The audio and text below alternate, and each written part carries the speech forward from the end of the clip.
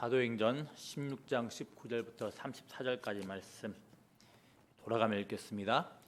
여종의 주인들은 자기 수익에 소망이 끊어진 것을 보고 바울과 실라를 붙잡아 장터로 관리들에게 끌어갔다가 상관들 앞에 데리고 가서 말하되 이 사람들이 유대인인데 우리 성을 심히 요란하게 하여 로마 사람인 우리가 받지도 못하고 행하지도 못할 풍속을 전한다 하거늘 우리가 일제히 일어나 고발하니 상관들이 옷을 찢어 벗기고 매로 치라 하여 많이 친 후에 옥에 가두고 간수에게 명하여 든든히 지키라 하니 그가 이러한 명령을 받아 그들을 깊은 옥에 가두고 그 발을 착고에 든든히 채웠더니 한밤중에 바울과 실라가 기도하고 하나님을 찬송하며 죄수들이 듣더라. 이에 갑자기 큰 지진이 나서 옥토가 움직이고 문이 곧 다 열리며 모든 사람의 매인 것이 다 벗어진지라. 간수가 자다가 깨어 옥문들이 열린 것을 보고 죄수들이 도망한 줄 생각하고 칼을 빼어 자결하려 하거늘 바울이 크게 소리 질러 이르되 내 몸을 상하지 말라 우리가 다 여기 있노라 하니 간수가 등불을 달라고 하며 뛰어들어가 무서워 떨며 바울과 실라 앞에 엎드리고 그들을 데리고 나가 이르되 선생들이여 내가 어떻게 하여야 구원을 받으리이까 하거늘 이르되 주 예수를 믿으라 그리하면 너와 네 집이 구원을 받으리라 하고 주의 말씀을 그 사람과 그 집에 있는 모든 사람에게 전하더라. 그 밤 그 시각에 간수가 그들을 데려다가 그 맞은 자리를 씻어주고 자기와 온 가족이 다 세례를 받은 후 그들을 데리고 자기 집에 올라가서 음식을 차려주고 그와 온 집안이 하나님을 믿음으로 크게 기뻐하니라. 아멘. 자, 오늘 설교 제목은 성령의 사람 바울과 실라입니다. 혹시 이런 생각을 하는 분들이 있을지 모르겠습니다. 설교 제목이 성령의 사람 바울과 실라라는데 성령이라는 단어 하나가 나오지 않는 오늘 본문 말씀으로 어떤 말씀을 설교하려고 할까 말입니다. 그렇지 않습니다. 오늘 본문에 나오는 바울과 실라는 성령과 밀접한 관련을 맺고 있는 사람들입니다. 왜냐하면 잘 아시는 대로 사도행전의 모든 내용은 사도행전 1장 8절에 기록된 대로 예수 그리스도를 믿고 성령이 임한 교회의 신앙과 삶에 관한 내용들이기 때문입니다. 그래서 오늘 본문 말씀에서도 성령이라는 단어가 명시적으로 나오지 않는다 하더라도 우리는 바울과 실라의 모습을 통해 성령이 임할 때 나타나는 신앙과 삶의 특징 등을 살펴볼 수 있는 겁니다. 오늘은 바로 이런 관점에서 성령의 사람들에게는 어떤 구별된 모습들이 나타나는지 살펴보고 그 모습들을 통하여서 도전받아 보고자 합니다. 세 가지 정도로 간략하게 살펴보겠습니다. 첫 번째로는 차원이 다른 복과 감사거리를 소망하는 사람들입니다. 오늘 본문을 보면 시작 부분을 보면 오늘 본문 앞에 있는 내용들을 보면 바울 일행이 한 여종을 사로잡아 점을 치게 하는 귀신을 내쫓게 하는 장면이 나옵니다. 그런데 이 일로 인하여서 바울과 실라에게 예기치 못한 위기가 찾아옵니다. 점치는 귀신 들린 그 한 여종으로 인하여서 돈을 짭짤하게 만졌던 여종의 주인이 바울과 실라를 당국에 고발했기 때문입니다. 제목은 이상한 풍속을 전한다라는 것이었습니다. 그 이상한 풍속은 다름 아니라 교회 입장에서 보면 복음을 말합니다. 어찌됐든 바울과 실라는 이 죄목으로 인하여서 매를 맞고 깊은 감옥에 갇히는 신세가 되었습니다. 그런데 조금 후에 우리는 우리의 일반적인 생각으로는 혹은 세상의 관점으로는 선뜻 이해하기 힘든 예상치 못한 상황을 보게 됩니다. 어떤 상황입니까? 한밤중에 바울과 실라는 그 아프고 힘든 마음을 그리고 몸을 뒤로하고 기도하며 찬송을 하는 것이었습니다. 이런 모습이 과연 선뜻 이해가 가십니까?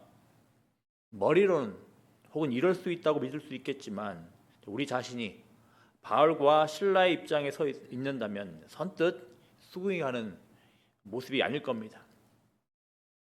세상의 일반적인 기준에서 혹은 보편적으로 사람들이 기대하는 기준들에 따르면 이런 바울과 실라의 모습은 실성한 것과 다름없습니다. 보편적으로 사람들이 기대하는 그 기준이 무엇입니까? 선을 행하면 마땅히 적절한 보상을 받는 것이 합리적입니다. 그런데 바울과 실라의 모습은 좀 배치되는 모습을 보이고 있습니다. 왜 그렇습니까? 바울과 실라가 지금 무슨 잘못을 저질렀습니까? 아닙니다. 바울과 실라는 잘못한 것이 없습니다. 꼭 죄가 있다면 바울과 실라는 하나님의 말씀에 따라 신실하게 복음을 전하며 귀신을 내쫓은 죄밖에 없습니다. 그렇게 바울과 실라는 이런 어려움이 아니라 하나님께 보상을 받아야 마땅할 겁니다. 그런데 바울과 실라에겐 이런 보상은커녕 오히려 고난이 닥쳐왔다고 이야기를 합니다. 이것을 어떻게 이해해야 합니까? 세상의 일반적인 관점에 익숙해진 우리에겐 이런 모습들은 당혹스러움과 의구심을 갖게 합니다. 그런데 오늘 본문에서는 분명히 바울과 실라는 이런 어려움 가운데 있어도 기도하며 찬양하고 있다고 말을 합니다. 여기서 잠깐 바울과 실라가 기도하며 찬양하는 모습들을 짚어보고자 합니다.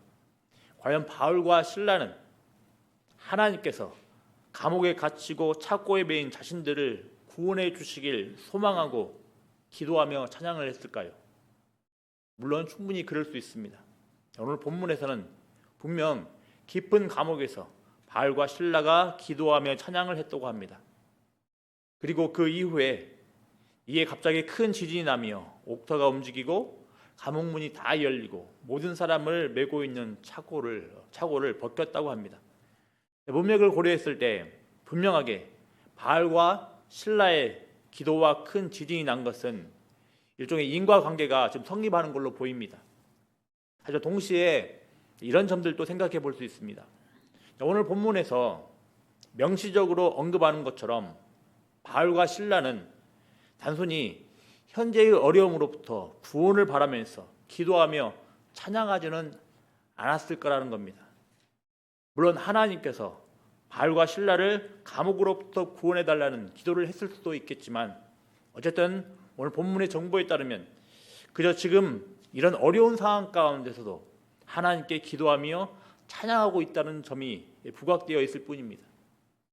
그렇다면 앞서서 살펴본 대로 바울과 실라는 세상의 일반적인 관점으로는 대단히 실망스럽고 낙담할 만한 상황에 처해 있는데 어떻게 하나님에 대하여서 이런 반응을 보일 수 있을까 우리가 질문을 던져볼 수 있습니다. 과연 바울과 실라가 아무런 거리낌 없이 어떻게 이런 모습을 보일 수가 있었을까요? 이에 대한 이유는 사도행전의 전편이라 할 수 있는 누가복음의 예수님의 말씀에서 찾을 수 있을 겁니다. 누가복음 6장 20절부터 26절을 보면 예수님께서 부르시고 택하신 제자들에게 복에 대한 새로운 관점을 가르치시는 모습이 나옵니다. 그 중에서도 22절, 23절에서 예수님은 제자들을 향하여서 이렇게 말씀하셨습니다. 인자로 말미암아 사람들이 너희를 미워하며 멀리하고 욕하고 너희 이름을 악하다 하여 버릴 때에는 너희에게 복이 있도다. 예수님께서 제자들에게 이렇게 말씀하셨습니다. 복에 대한 새로운 관점을 가지고서 예수님께서 이렇게 말씀을 하셨다는 겁니다. 어떻습니까? 예수님의 이 말씀은 바울과 실라가 처한 어려움과 관련하여서 무슨 사실을 가르쳐 줍니까? 바로 바울과 실라는 예수님께서 부르시고 선택하신 자들임을 입증해 준다라는 겁니다.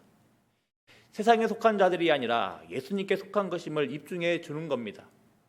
또한 세상이 결코 줄 수 없는 차원이 다른 복을 소망하는 사람들임을 입증해 주는 겁니다.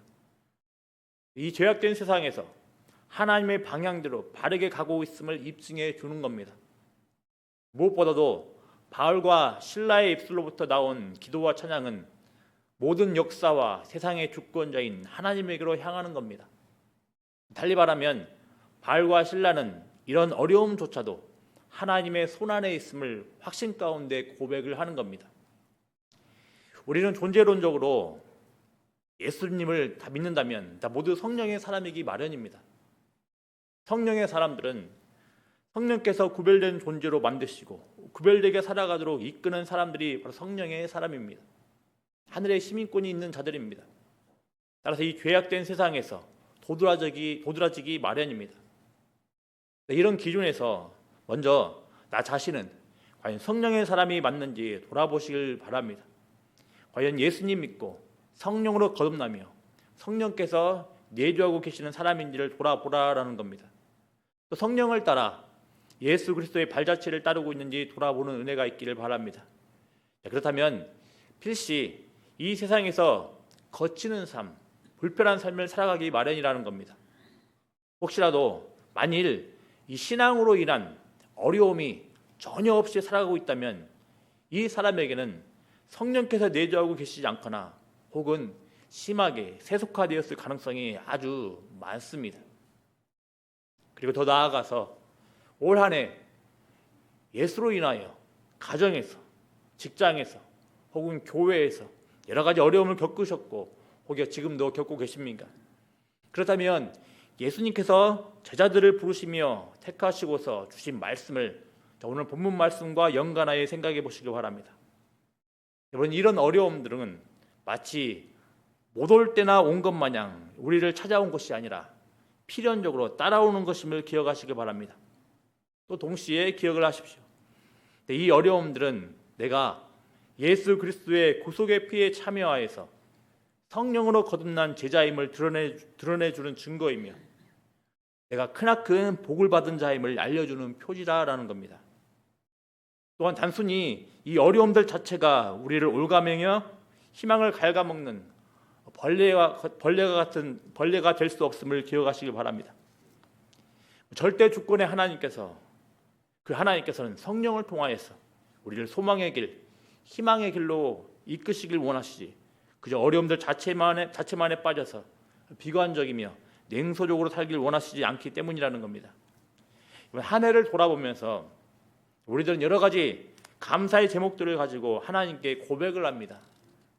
그래서 이때 기억을 했으면 좋겠습니다.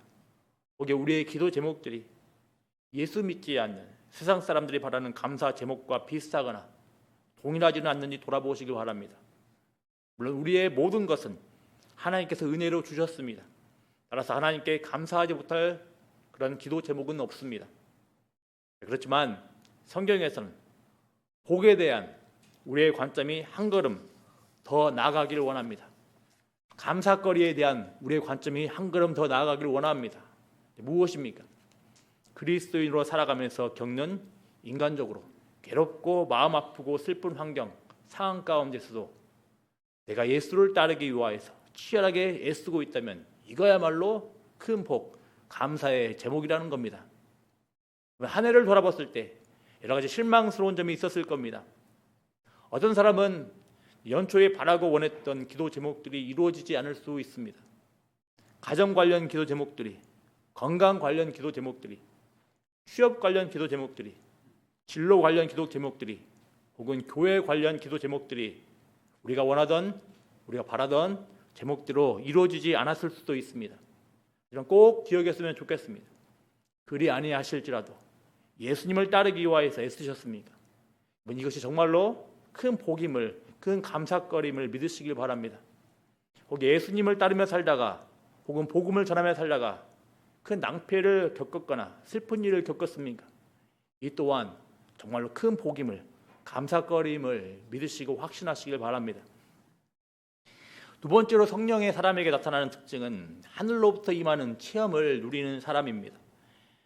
바울이 기도하며 찬송하고 있을 때 그 누구도 기대하지 않았던 놀라운 일이 나타나게 됩니다.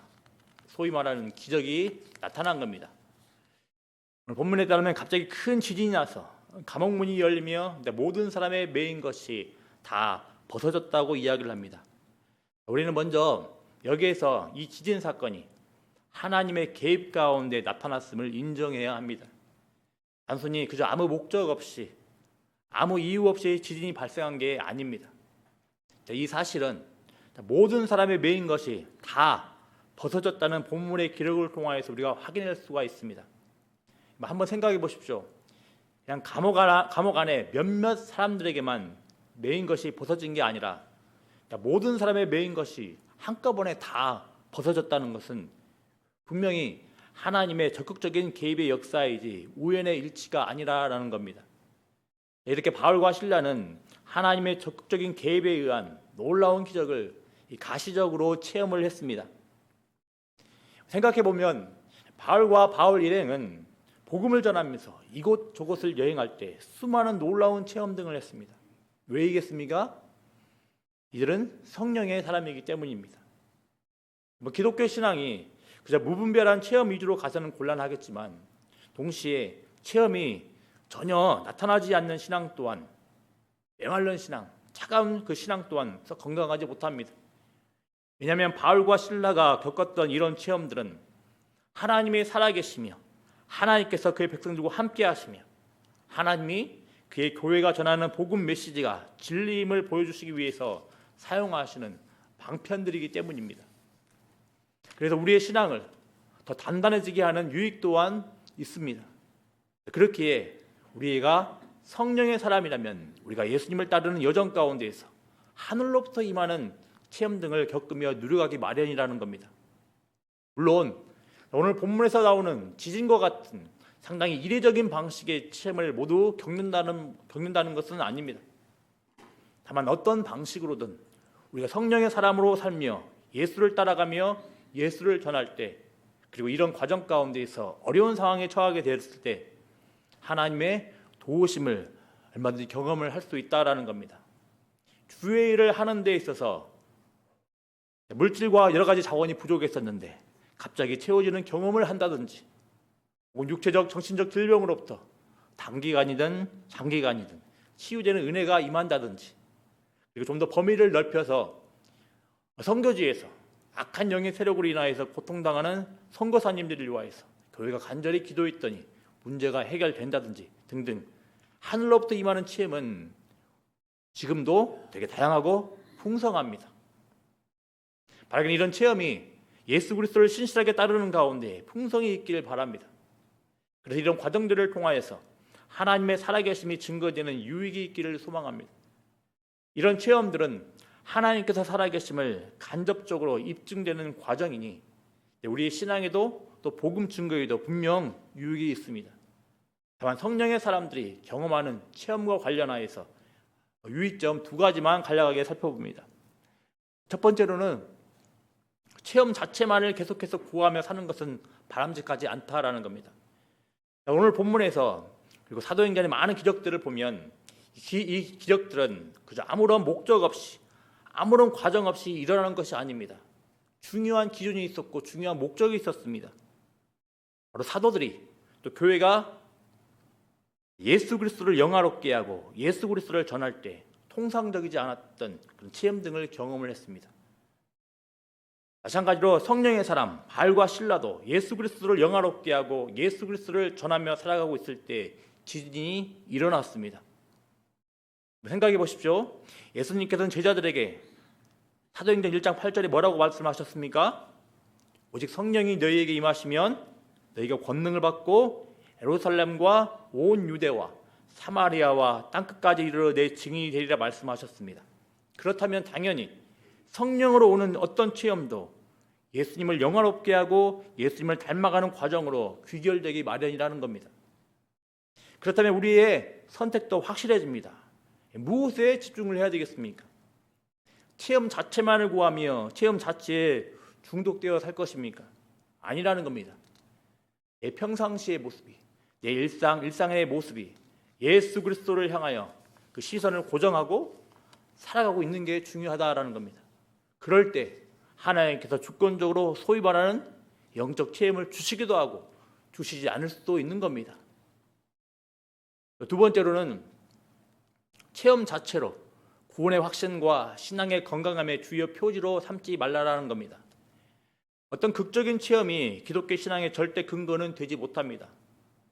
성경에서는 기적을 맛보았지만 불신앙과 배교로 돌아선 모습들이 많이 나옵니다. 대표적으로 홍해가 갈라지는 체험을 했으면서도 하나님을 떠나 속히 금송아지를 만들었던 이스라엘 백성들을 한번 생각해 보십시오. 하늘로부터 매일 떨어지는 만나를 경험을 하면서도 하나님의 인도하심을 의심하고 불평했던 이스라엘 백성들을 우리는 많이 보게 됩니다. 따라서 체험이 신앙에 있어 절대 근거 기준은 아니라는 겁니다. 우리 기독교 신앙의 절대 근거는 잘 아시는 대로 기록된 성경 하나님의 말씀입니다. 체험은 바로 이 하나님의 말씀이 진리임을, 특별히 예수를 영화롭게 하기 위한 방편이지 구원의 확신을 객관적으로 갖게 하거나 신앙의 건강함을 절대적으로 보장해 주는 것은 아니라는 겁니다.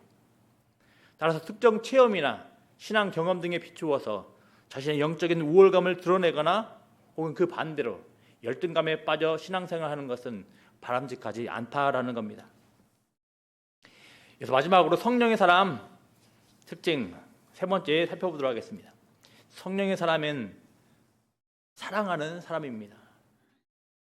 그래서 우리는 성령의 사람은 하늘로부터 임하는 체험을 하는 사람이라고 했습니다. 그러면서 체험에 관련된 유의점 두 가지를 살펴봤습니다. 이제 살펴볼 세 번째 성령의 사람 또한 이런 체험의 그 유의점과 밀접한 관련이 있습니다. 간혹 자신이 성령의 사람이라면서 체험을 가지고서 신앙의 우열을 규정하며 자기는 성숙한 사람이라고 내세우는 경우가 있습니다. 하지만 이런 모습은 성경에 따르면 그렇게 건강한 모습은 아닙니다. 교회는 어떤 양상으로든지 체험을 하기 마련입니다. 그런데 어떤 이는 우리의 작은 눈으로 볼 때 큰 체험을 하기도 하며 어떤 이는 작은 체험을 하는 것처럼 보입니다. 그래서 근시안적인 우리는 이런 체험의 모습들을 서로 비교하며 어떤 특정한 체험을 한 사람이, 많이 체험한 사람이 더 신앙이 성숙하다고 판단하기 쉽습니다. 물론 정말 그럴 수도 있습니다. 하지만 성경에서는 이런 체험 자체가 그 사람의 신앙 성숙도를 증언해 주는 것은 아니라고 분명하게 말을 합니다. 잘 아시는 대로 고린도전서 13장을 보면 여러 가지 체험에 대한 우월감으로 인하여서 질서가 무너진 교회를 향하여서 정말로 무엇이 중요한지를 말해주는 내용이 나옵니다. 다른 말로 정말로 중요한 체험이 무엇인지 말해주는데 그것은 무엇입니까? 다름 아닌 사랑이라는 겁니다. 예수 그리스도 안에서 나타난 하나님의 사랑으로 인해 변화된 우리 자신에게서부터 나오는 사랑이 정말로 중요하다라는 겁니다. 예수님의 사랑을 닮아가는 우리 자신의 모습이 진정 중요한 체험이라는 겁니다. 오늘 성경 본문도 한번 보십시오. 하나님의 개입하심을 통하여서 감옥문이 열렸습니다. 어떻습니까? 절호의 기회가 아니지 않습니까? 감옥문을 빠져나갈 수 있는 절호의 찬스인 겁니다. 그렇지만 오늘 본문에 따르면 바울은 어떤 선택을 하고 있습니까? 지금 현재 죄수들을 다 잃어버린 그 죄로 인하여서 후폭풍이 두려웠던지 지금 간수는 자결을 시도하고 있는데 바울은 이 간수를 향하여서 안타까운 마음을 가지고서 다가갑니다. 이 긴급한 순간에 바울은 다급하게 간수를 제지하고 말을 합니다. 네 몸을 상하지 말라. 우리가 다 여기 있노라. 그래서 참 의아한 점을 목격을 합니다. 여기서 언급되는 우리는 바울과 실라만을 가리키는 것 같지는 않고 감옥에 갇혀 있었던 모든 죄수들을 일컫는 걸로 보입니다. 그런데 왜 이들은 감옥을 탈출할 절호의 찬스에도 탈출하지 않았을까요?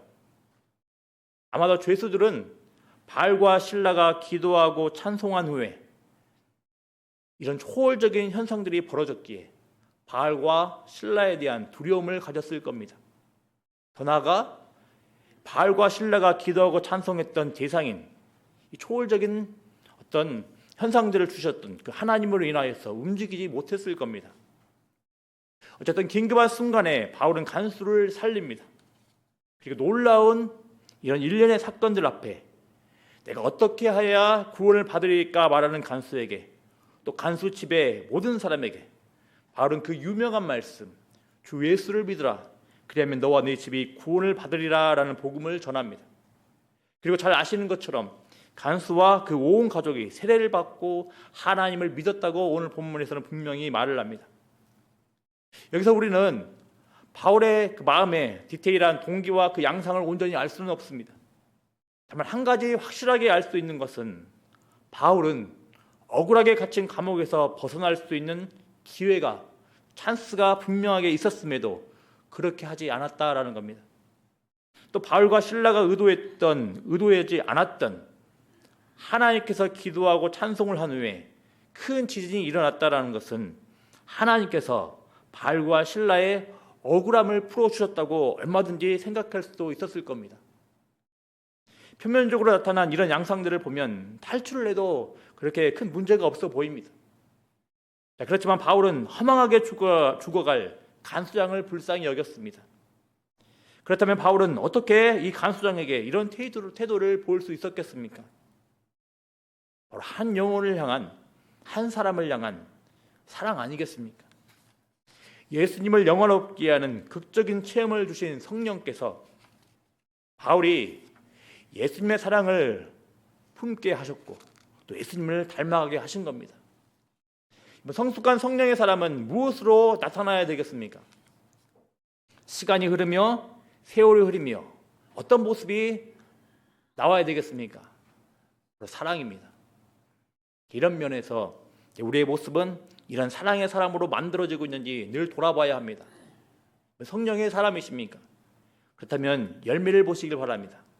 성령의 열매인 사랑과 희락과 화평과 오래 참음과 자비와 양성과 충성과 온유와 절제가 나오는지 살펴보시기 바랍니다. 즉 사랑이 핵심적인 동기가 되어서 이런 성령의 열매가 내 인격에서 나타나고 있는지 돌아보길 원한다라는 겁니다. 그리고 이런 모습이 보인다면 하나님께 찬송과 영광을 올려드리십시오. 뼛속같이 이기적인 우리 자신이 이렇게 변화되어 가고 있다는 사실들은 아주 신비한 성령의 역사, 성령의 체험입니다. 십자가에 자신을 못 박으며 예수께로 향하는 이런 성령의 역사는 아주 평범하지만 위대한 하나님의 일이라는 겁니다. 말씀을 정리를 하겠습니다. 제가 10수년 전에 연말에 이맘때입니다. 여러 가지 잡다한 알바를 한 적이 있었습니다. 그때만 해도 수험 생활을 꽤 길게 하고 있었기 때문에 종종 오랜 알바도 하곤 했었습니다. 그런데 갑자기 내리는 폭설로 인하여서 알바를 가지 못했습니다. 오늘 이 중부 지방을 보니 막 폭설로 인하여서 난리가 났다고 하는데 저 또한 갑자기 내리는 폭설로 인하여서 알바를 못 갔습니다. 그래서 하루를 공쳤습니다. 그러다가 그날 저녁 약속이 있어서 교회에 가고 있었습니다. 그런데 가던 도중에 참으로 우연치 않게 뜻밖의 횡재 아닌 횡재를 길바닥에서 겪었습니다.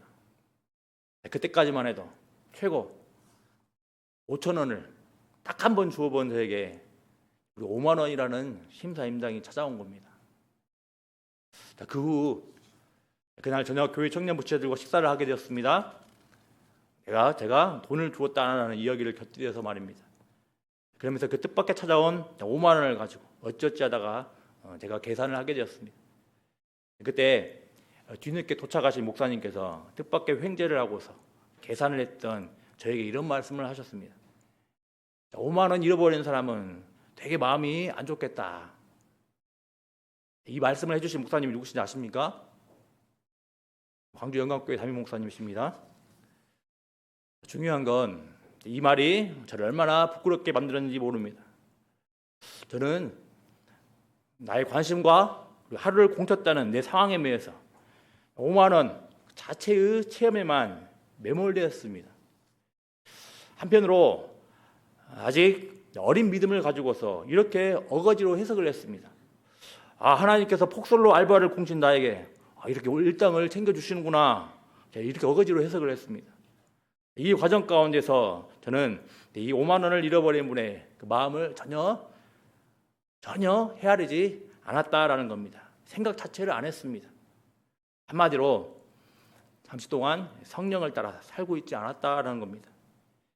바라기는 이곳 가운데 모이며 예배드리는 분들은 저 같은 실수를 하지 마시고 성령의 사람으로서 하늘의 복을 소망하며 하늘로부터 임하는 체험을 풍성히 누려가시되, 다만 그 모든 열매는 예수 그리스도를 영화롭게 하며 예수 그리스도를 닮아가는 성령의 사랑의 그 열매로 귀결되기를 기도하고 소망합니다. 찬양하겠습니다.